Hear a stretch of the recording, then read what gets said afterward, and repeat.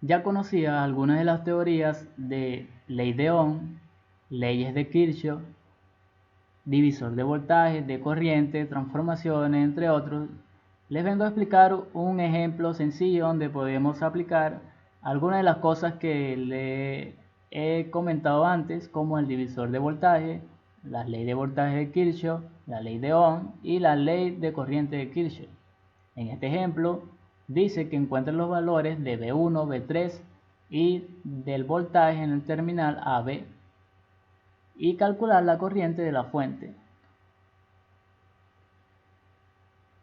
Viendo este circuito que tenemos aquí,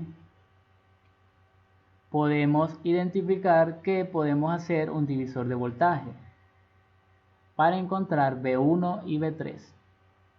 ¿Por qué? Porque tenemos el valor de la fuente o del voltaje total entrando a una subdivisión, a una rama, a una malla de este circuito donde podemos aplicar el divisor de voltaje. Por ejemplo, para encontrar V1, sabiendo que para el divisor de voltaje sería de esta forma.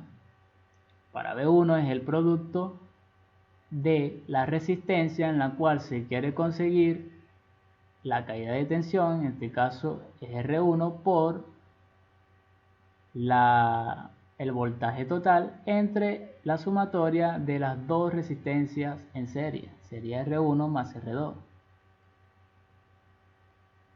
Haciendo las operaciones matemáticas nos da 7,5 voltios.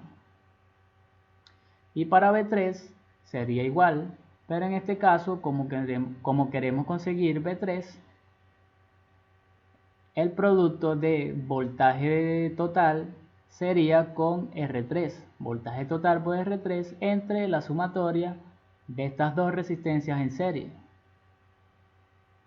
Nos da un total de 9 voltios en R3.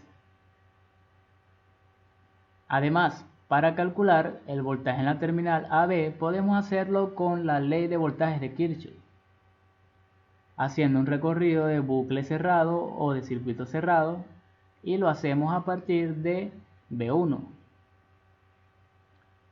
Iríamos V1 menos V3 más VAB. Hay dos formas de hacer esto.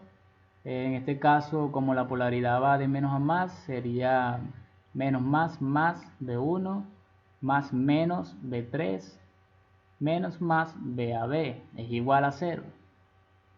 VAB sería igual a V3 menos V1, despejando de aquí VA, V3 menos V1 es igual, ya conocemos el V3 y V2 y V1, perdón, y decimos que 9 voltios menos 7.5 es igual a 1,5 voltios que se encuentra en el voltaje en el terminal AB, aplicando ley de voltaje de Kirchhoff.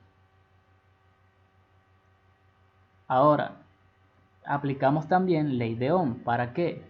Para encontrar la corriente de la fuente. Ley de Ohm, decimos que la corriente es igual a voltaje entre resistencia. Para encontrar la corriente en I1,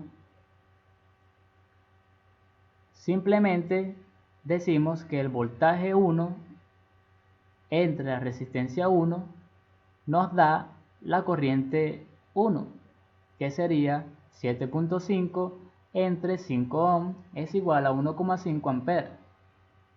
Y en I3 sería V3 entre R3 es igual a 9 entre 6, dándonos una corriente en la resistencia 3 de 1,5 amperes.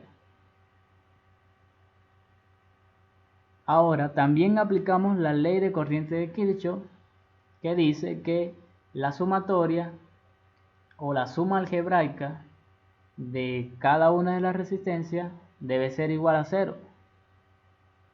Entonces agarramos y ese va a ser igual a I1 más I3, porque IS pasa por aquí, ¿verdad? Y se divide para I1 para I3. y eso va a ser igual a 3 amperes, aplicando la ley de corriente de Kirchhoff. ¿Cómo la aplicamos? Que aquí no está escrito. Como saben, aquí entra IS, sería IS es igual a las que salen, sería I1 más I3, y como queremos encontrar IS, despejamos IS de esa ecuación. Entonces IS va a ser igual a I1 más I3. La corriente que entra va a ser igual a las que salen. Ley de corriente de Kirchhoff, y la suma algebraica de ellas va a ser igual a 0. Muchas gracias.